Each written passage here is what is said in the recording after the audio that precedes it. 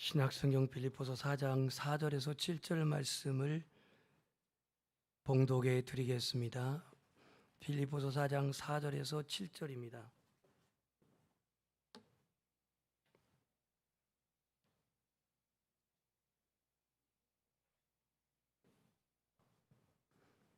주 안에서 항상 기뻐하라. 내가 다시 말하노니 기뻐하라. 너희 관용을 모든 사람에게 알게 하라. 주께서 가까우시니라. 아무것도 염려하지 말고 다만 모든 일에 기도와 간구로 너희 구할 것을 감사함으로 하나님께 아뢰라. 그리하면 모든 지각에 뛰어난 하나님의 평강이 그리스도 예수 안에서 너희 마음과 생각을 지키시리라. 아멘. 주님의 이름으로 축복합니다. 오늘 말씀대로 하나님의 평강이 여러분과 가정과 여러분의 모든 사업에 함께 하시기를 축복합니다. 그림을 보겠는데요.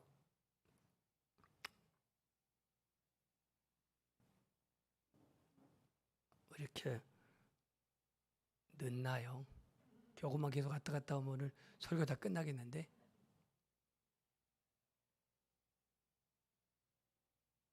예. 이 그림이 평화롭습니까? 아주 평화롭게 보이죠. 푸른 초원에 소들이 제약받지 아니하고 풀을 뜯고 있는 이 모습은 누가 봐도 평화로운 풍경을 보여주고 있습니다.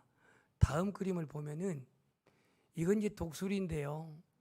이 독수리는 가장 높은 데다가 집을 짓고 가장 험한 곳에다 집을 짓습니다.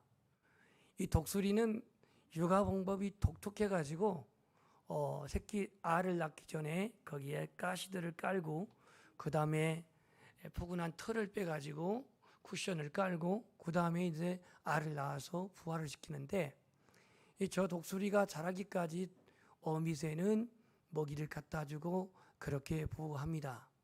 아무리 비바람이 쳐도 저 둥지는 날아가지 아니하고 저 새끼가 다 자랄 때까지 어미새는 저 독수리를 양육을 합니다. 이처럼 가장 높은 곳에 험악한 산역지에게 집을 짓고 사는 독수리. 아까 그 평화로운 그림과 저 그림은 약간의 좀 대조적이 있는데 여러분들은 첫 번에 그 유언 같은 내게 모든 환경이 따라주고 조건이 따라줘서 내가 평안한가 행복한가, 아니면 때로는 비바람이 치고 또 세속 풍파가 와도 그래도 변치 아니하는 하나님의 그 은혜의 날개 아래서 평안한가?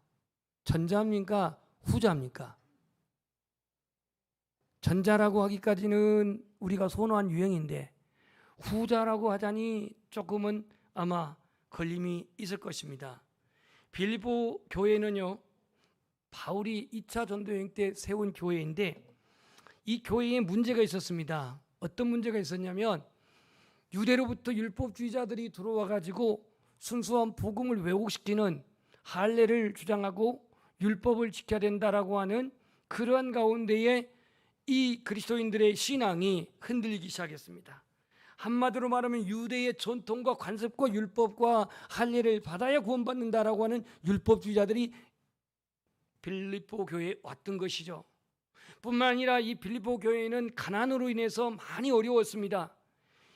고린도 후서 8장에 보면은 마게도냐 교회가 힘들었을 때에, 마게도냐 교회, 빌립 교회가 힘들었을 때, 빌립보 교회 힘들었을 때 고린도 교회가 구제 헌금을 보냈던 것을 볼 때에 이 마게도냐의 빌립보 교회가 가난으로 어려움이 교회 안에 있었습니다.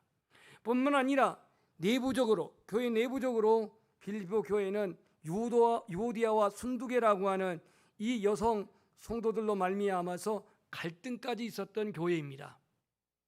게다가 로마의 박해까지 외부적으로 있었던 이 빌립보 교회는 가난도 있었고 내부적으로는 사람들끼리 갈등의 대립이 있었고 그 다음에 율법주의자들이 들어와가지고 이 복음을 왜곡시키는 이런 문제가 빌립보 교회 안에 있었습니다. 이 소식을 오늘 바울이 에바브로디도라고 하는 사람에게 듣고 이 서신서를 쓰는 게 빌립보서입니다. 오늘 우리보다는 더 어려운 형편에 있었던 빌립보 교회 성도들, 지금 우리도 코로나로 말미암아 쉽지 않는 현실을 살아가고 있지만 2000년 전에 이 빌립보 교회의 상태로 보면은 월등히 우리보다도 고난 가운데 있는 교회가 빌립보 교회였습니다. 그래서 당시에 그리스도인들은요, 그 성도라고 하는 이름 앞에 이런 헬라어 말을 붙였는데요, 티테디오스라고 하는 그러한 닉네임을 붙이고 다녔는데, 이게 무슨 뜻이냐면, 한번 따라서 하겠습니다. 염려에서 해방된 사람, 이런 별명을 그들은 붙였다고 합니다. 우리보다 더 가난했고, 우리보다 더 힘들었고, 박해도 심했고, 또 이 복음을 왜곡시키는 이러한 이단들이 왔지만, 이런 상황에서도 그들은 해방된 자로서 구원받은 성도의 삶을 살았던 것을 알 수가 있습니다.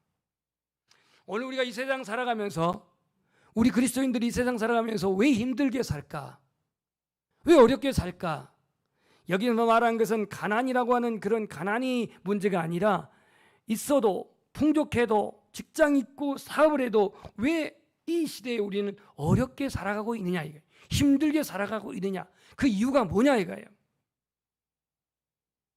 다양한 이유가 있지만 성경적인 그 이유를 들려면은 믿음이 없기 때문에 그렇습니다. 믿음이. 무엇이 없기 때문에요? 믿음이 없기 때문에.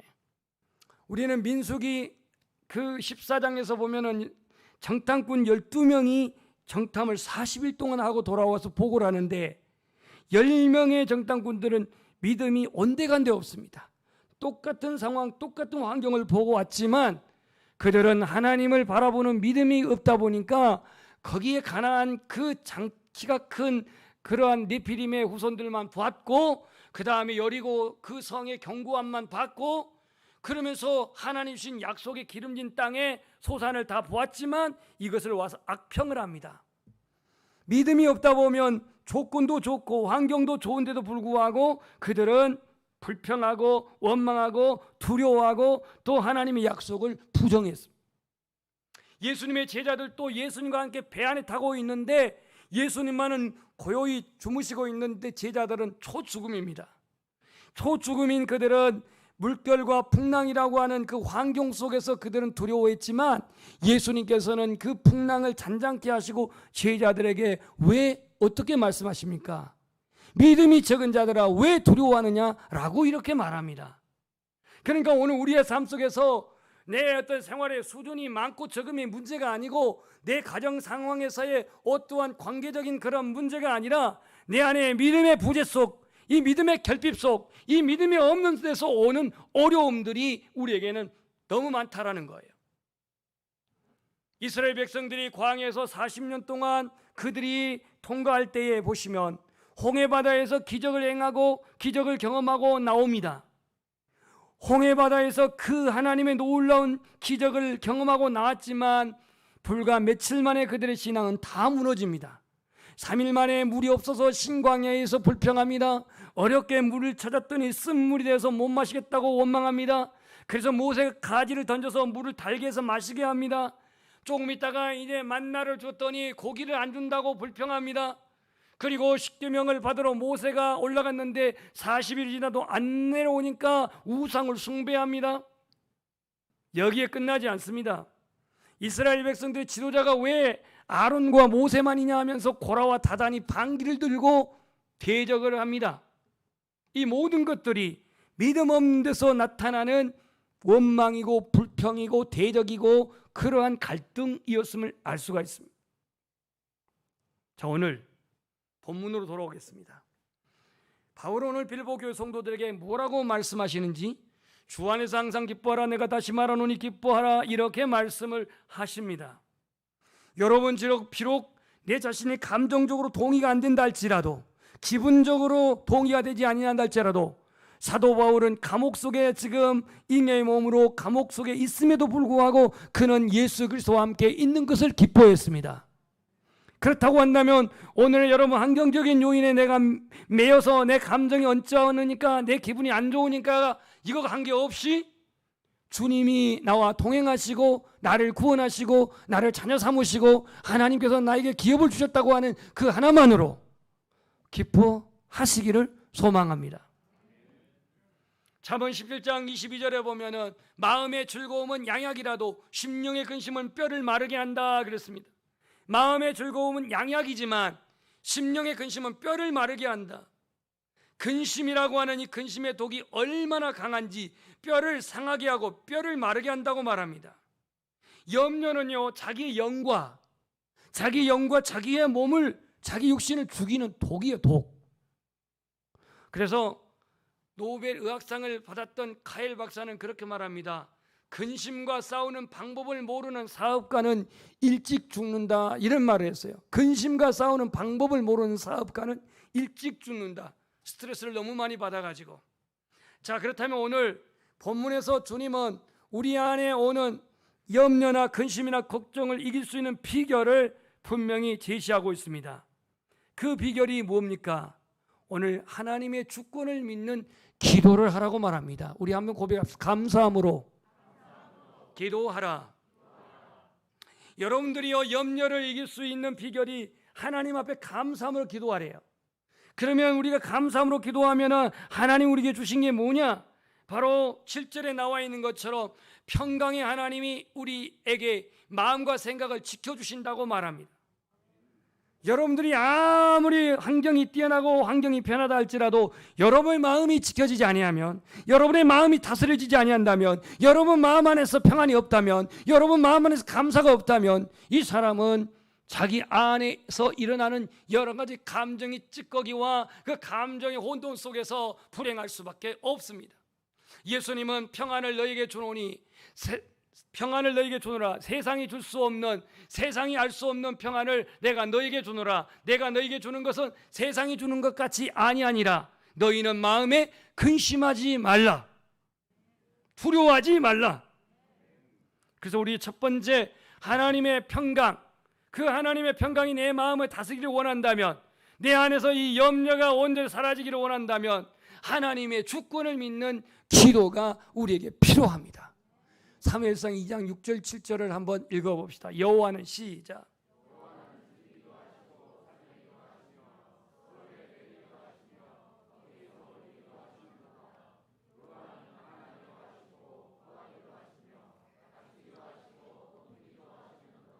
여호와는 죽이기도 하시고 살리기도 하시며 수월에 내리기도 하시며 거기에서 올리기도 하시는도다. 이게 지금 한나가 하나님 앞에 기도 응답을 받고 고백하는 한나의 기도이고 한나의 찬양인데요. 여호와는 죽이기도 하시고 살리기도 하시며 수월에 내리기도 하시며 거기에서 올리시기도 하는도다. 여호와는 가난하게 하게 하시고 부하게도 하시며 낮추기도 하시고 높이기도 하시는 하나님이라고 말합니다. 태문이 열리지 않았던 한나가 하나님께 기도하고 오래 기도했더니 하나님이 태문을 열어주셔서 그 구약 성경의 독보적인 사무엘이라고 하는 아들을 낳게 되면서 저 고백을 하게 됩니다. 하나님의 주권을 인정하고 있어요. 아까 우리 조 집사님 기도할 때에 동방의 예루살렘이 어디라 그랬어요? 평양이라 그랬어요. 평양. 이 평양에 우리나라에 맨 먼저 세워진 신학교가 평양신학교입니다. 이 평양신학교의 교장님이 누구냐면 마펫 사무엘이라고 하는 선교사였습니다. 마펫 사무엘. 그래서 한국말로 그냥 마포 사무엘 그랬는데요. 저 서울의 마포구가 아니고 마펫이라고 하는 발음이 잘 안 되니까 그냥 마포 사무엘 그랬습니다. 이 마펫 사무엘 목사님이 1980년 한국으로 건너와가지고 평양 선교를 하면서 평양 그 신학교를 이제 세우고 거기에 초대 학장이었습니다. 그런데 이 선교사님에게는 아들이 5명 있었습니다. 아들이 5명. 어느 날 가정 예배를 드리면서 아버지가 또 이 자녀들을 놓고 기도합니다. 그 기도의 내용이 이렇습니다. 하나님, 우리 5 아들들을 하나님께 맡깁니다. 하나님께 맡깁니다. 이 기도를 가정 예배 시간에 이 마펫 사무엘 목사님이 그렇게 기도를 했습니다. 이 기도는 계속 가정 예배 들 때마다 하나님께 반복해서 기도했는데요. 어느 날 이 5 형제들이 다 자라나가지고 아버지의 전처를 받아서 선교사의 길을 갑니다. 5명이요. 5명이 선교사의 길을 가는데 당시에 1890년도면 얼마나 어려울 때입니까? 이 5명의 아들들이 다 선교사의 길을 가는데 어려울 때, 힘들 때, 고난이 올 때에, 결단할 때에 이 아버지가 드렸던 기도, 하나님 우리 아들들을 하나님께 맡깁니다. 이 기도가 그들에게 힘이었대요. 이 기도가 그 결단하는데 힘이 되었다고 말합니다. 여러분 안에 염려를 맡기십시오. 여러분에게 무엇이 염려인지 각각 차이는 있겠습니다마는 그것이 자녀의 문제이든지 직장의 문제이든지 관계의 문제이든지 염려를 주님께 맡기십시오. 하나님의 주권을 믿고 맡기십시오. 예수님도 내일 일은 내일 염려하라고 그랬습니다. 한날 괴로움은 그날에 족하다고 말했습니다. 우리가 내일 일을 염려하지 아니할 것은 내일도 하나님이 준비하시고 내일도 하나님이 채우시기 때문입니다. 두 번째로 우리는 우리 자신이 하나님 앞에 기도할 때에 이 염려를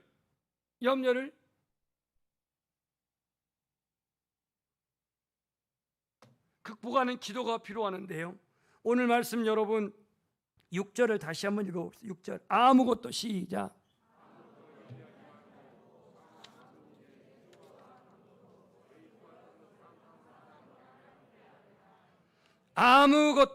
아무것도 하고 여기에 여러분들이 그 볼펜이 있다면 거기다가 언더라인을 치면 됩니다. 아무것도 그 다음에 모든 일에 아무것도라고 하는 것을 저걸 nothing이라고 한다면요 모든 일에 everything인데요. 여러분들이 염려하지 말라고 했는데 아무것도라고 한다면 여러분 저 말씀을 그대로 적용한다면 먹을 것도 입을 것도 마실 것도 집을 사는 것도 자동차 타고 가는 것도 아무것도에다 다 넣으십시오. 아무것도. 그래도 목사님 나는 염려가 되는데요. 그럼 어쩔 수가 없지. 아무것도 염려하지 말라 했어요. nothing. 이 염려라고 하는 게 왜 우리에게 오냐면요. 내가 2가지 이상의 것을 지금 관심을 가져요. 2가지 이상. 그러니까 동시에 2가지 이상을 관심을 가져요. 내가 오늘 교회를 가야 되는데 또 바깥에서는 무슨 직장 모임이 있단 말이에요. 그러면 내가 직장 모임을 안 가자니 거기서 나를 왕따시킬 것 같고 교회를 안 가자니 믿음 없는 자로 그렇게 찍힐 것 같고 2가지에 동시에 관심을 가질 때에 마음이 나뉘어져 갖고 염려가 옵니다. 염려는 마음이 나뉘기 때문에 하나님을 의지하지 못하게 합니다. 염려는 우리의 마음을 흔들어 놓습니다. 염려는 우리가 하나님을 의지하지 못하게 합니다. 염려는 우리의 마음을 요동치게 만듭니다. 그래서 하나님을 바라보지 못하게 합니다. 염려는 우리의 마음 안에서 하나님의 평강을 가져갑니다. 예수님은요 가시밭에 뿌려진 씨를 어떻게 해석했냐면 이 사람들 말씀을 듣긴 들으나 세상의 염려와 재물의 유혹에 말씀이 막혀 결실하지 못한 자라 그랬는데요. 세상 염려하게 되면 말씀이 열매가 없대요. 말씀이 우리 안에 역사하지 않는데요. 신앙의 깊이가 더 깊이에 이를 수가 없대요. 염려하게 되면. 그리고 누가복음 21장 34절에 보면 방탕함과 술 취함과 생활의 염려로 마음이 둔하여진다. 그래서 둔하여진다. 생활의 염려로 마음이 둔하여진다. 그러고 보면은 염려라고 하는 자체는 우리에게 해로운 거예요, 이로운 거예요? 이로운 게 없어요. 다 해로운 거예요, 해로운 거예요. 그래서 오늘 바울은 아무것도 염려하지 말라고 그랬는데요. 바울은 지금 로마 감옥에 있어요. 얼마 지나면 죽어요. 자신 죽을 날도 어느 정도 예상하고 있어요. 디모데후서에 보면은 간제와 같이 내가 부을 날이 간제라고 한 것은 희생제사인데 이 희생제사로서 자신 죽을 날이 가까웠음을 알고 있었어요. 그럼에도 불구하고 그는 다 염려를 주님께 맡겼어요. 순교를 내가 당해도 염려를 다 맡겼어요. 언제 죽을지 알 수 없는 지금 잉여의 감옥 안에 있었지만 염려를 주님께 맡겼어요. 그래서 모든 염려를 맡기고 모든 일에 기도와 간구로 하나님께 아뢰는데요. 새 번역 보면요, 표준 새 번역 보면 이 염려를 맡고 기도할 때 뭐라고 성경이 말하냐면 그리하면 하나님이 헤아릴 수 없는 사람이 헤아릴 수 없는 뛰어넘는 하나님의 평화가 너희 마음과 생각을 지켜주신다. 그래서 지켜주신다. 여러분요, 우리가 염려를 이기려면 하나님 마음을 지켜주셔야 돼요. 생각을 지켜주셔야 돼요. 우리 자신을 지켜주지 아니하면 염려에 묶이고 염려에 매이고 그 염려가 내 안에 자리 잡고 있으면요, 평안도 사라져, 기쁨도 사라져, 감사도 사라져, 희망도 사라져. 그래서 오늘 주님은 바울의 입술을 통해서 아무것도 염려하지 말고 그것을 기도와 간구로 하나님께 아뢰라, 맡기고 아뢰라 그랬습니다. 세 번째, 평강의 하나님을 모셔야 돼요. 우리 이사야 9장 6절을 암송하기에는 너무나 부담스러운 또 구절이기 때문에 함께 읽어봅시다. 시작.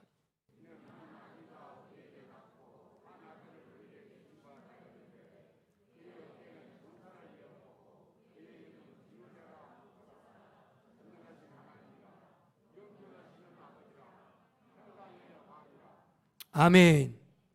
여러분, 하나님 주신 선물이 귀합니까? 아니면 선물 주신 하나님이 우리에게 귀합니까? 둘 다겠죠. 꼭 한 명이 빠져요. 근데 우리는 하나님보다도 하나님 주실 선물에 너무 우리 관심이 많아요. 여기 말씀에 보시면요, 평강의 하나님이 너희 마음과 생각을 지켜주신다고 말씀했는데요, 9절 말씀을 봐보세요. 9절. 너희는 내게 배우고 받고 듣고 본바를 행하라. 그리하면 같이 읽겠습니다. 시작. 평강의 하나님이 너희와 함께 계시니라. 아멘. 저희가 아들 둘이 있는데요, 아들 둘에게 제가 아버지로서 어떠한 기업을 주는 것도 의미가 있지만 그 선물보다도 중요한 것은 그 아들에게 제가 아버지가 되는 게 중요하지 않겠어요? 그죠? 저 이번 주에 아버지 노릇하니라고 아주 허리 뼈질 뻔했습니다. 청소하니라, 페인트 칠하나 1박 2일로 서울까지 가가지고 여기 아들이 있어서 이게 굉장히 미안하게 생각했네요. 아버지 노릇이 쉽지가 않더라고요. 이거. 야는 청소 2번 하면 끝나지만 저는 2번을 안 끝나거든요. 5번 청소를 하고 창틀까지 제가 싹 뜯었어요. 창틀까지. 이거 창틀은 도대체 10년 동안 그 집 짓는 지가 20년 된 집인데 한 번이라도 20년 동안 청소를 했는가 모르겠어요. 시커멓게 그런 곰팡이 있는데 그걸 모두 다 닦았어요. 왜냐? 쾌차간에서 공부하라고. 우리는 선물보다 중요한 것은요, 하나님 우리에게 주신 응답의 선물보다 중요한 것은 하나님이십니다. 평강의 하나님이셔요. 그 평강의 하나님이 우리를 주장하시도록 그 평강의 하나님을 우리 마음에 모셔야 되는 거예요. 예수님은요, 우리에게 화평케 하려고 오셨는데 십자가를 지신 이유도 하나님과 원수된 우리를 화목케 하시려고, 화평케 하시려고, 둘과 하나님과 우리가 원수된 우리를 둘이 하나가 되게 하셔서 화평케 하시고 오신 주님이심을 히브리서에서 말씀하고 있습니다. 오늘 우리가 화평을 잃어버린 이유가 뭡니까? 평안을 잃어버린 이유가 뭡니까? 우리 안에 욕심, 우리 안에 의심, 우리 안에 염려, 불안, 이 세상의 모든 것들이 내 안에 있는 화평을 깨뜨리고 평화를 잃게 만들어요. 다시 말해 우리 안에 욕심이, 우리 안에 그 죄가 화평을 깨뜨리고 화목을 깨뜨린단 말이에요. 그래서 우리는 이 예수 그리스도를 영접할 때에 그 예수 그리스도로 말미암아 하나님이 우리 안에 오시는 거예요. 나이를 영접하면 나 보내신 아버지를 영접한 거라고 했어요. 어린아이 하나를 영접하면 나를 영접한 것이고, 나를 영접하면 아버지를 영접한 거라고 그랬어요. 그러니까 예수 그리스도를 영접하면 곧 아버지가 우리 안에 평강의 아버지로 계시는 겁니다. 평강의 하나님으로 계시는 거예요. 에베소서 2장 14절, 그는 둘로 화평이신지라 둘로 하나를, 그는 우리 화평이신지라 둘로 하나를 만드사 원수된 것 중간에 막힌 담을 허시고, 이렇게 말씀을 합니다. 여러분, 이탈리아의 시인인 단테라고 하는 사람이 있는데요, 이 단테란 사람은 이 서구 문학 세계의 거장으로 그렇게 불리는 사람입니다. 이 사람이 이탈리아의 시인인데요, 인간의 세상과 인간 세상의 운명을 그리스도적인 시각으로 그 작품을 쓴 중세기의 최고의 작가이자 시인입니다. 이 사람이 나이 40이 돼가지고 어느 날 이른 아침에 수도원을 찾아갑니다. 사람들이 인적이 있더만 그야말로 아무나 그렇게 범접할 수 없는 수도원에 가서 문을 두드립니다. 이거 두드리는 것은 지금 졸은 사람들 깨란 얘기입니다. 그랬더니 사제안부에 나가지고 무슨 일로 왔습니까 하고 물으니까 이 단테라는 사람이 뭐라고 했냐면 나는 평화를 찾아왔습니다 그랬어요. 평화를 찾아왔다고. 사람을 찾아온 게 아니라 평화를 찾으러 왔다고. 나이 40이 된 이 단테가 자신이 그 수돈에 와가지고 평화를 찾아왔는데 그곳에서 그는 다시 성경을 펴고 성경을 읽기 시작합니다. 성경을 읽기 시작해요. 그래서 나이 40이 넘어서 그는 성경에서 예수님을 만납니다. 그의 나이 20세에 사랑이 실패하였고 그의 30대 나이에 고향 피렌체에서 정치에 입문했다가 정치에서 패배해가지고 완전히 쟁쟁의 소용돌이 속에서 쫓겨났고 고향에서 쫓겨났고 40대 불혹의 나이에 갈데없는 영혼의 방랑자가 된 단테가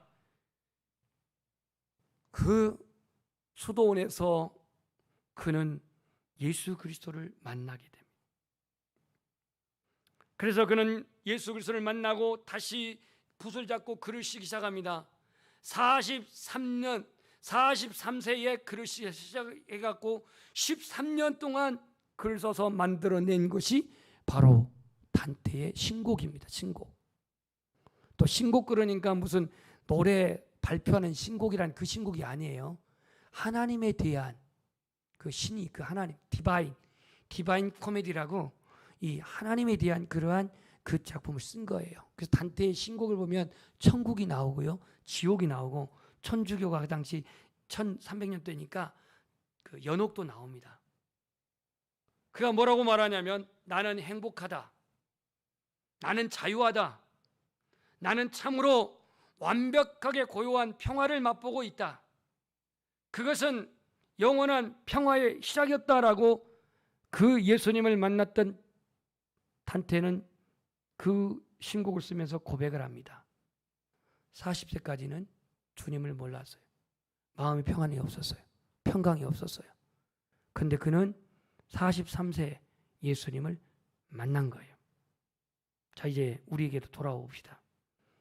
오늘 우리 현실은 여전히 내가 기대한 만큼, 내가 노력한 만큼, 땀 흘린 만큼 보상도 열매도 주어지지 않는 그런 시대를 살아가고 있습니다. 그래서 여러분이 어떤 염려를 갖고 있는지, 어떤 걱정을 갖고 있는지 주님은 아실 것입니다. 여러분의 염려와 여러분의 두려움이 오늘 소망의 기도가 되기를 간절히 축복합니다. 여러분의 한숨과 여러분의 탄식이 하나님을 기쁘게 찬양하는 신령한 찬송이 되기를 소망합니다.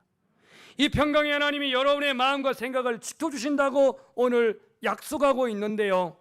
이 하나님이 오늘 우리를 지켜주시는데 이사야 26장 3절에 주께서 심지가 견고한 자를 평강하고 평강하도록 지키시리니 이는 그가 주를 신뢰함인지라.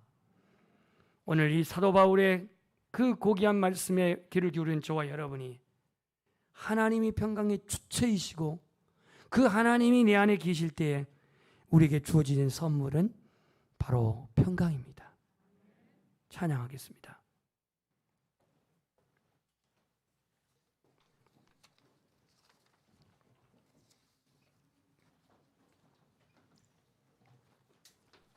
바울은 언제나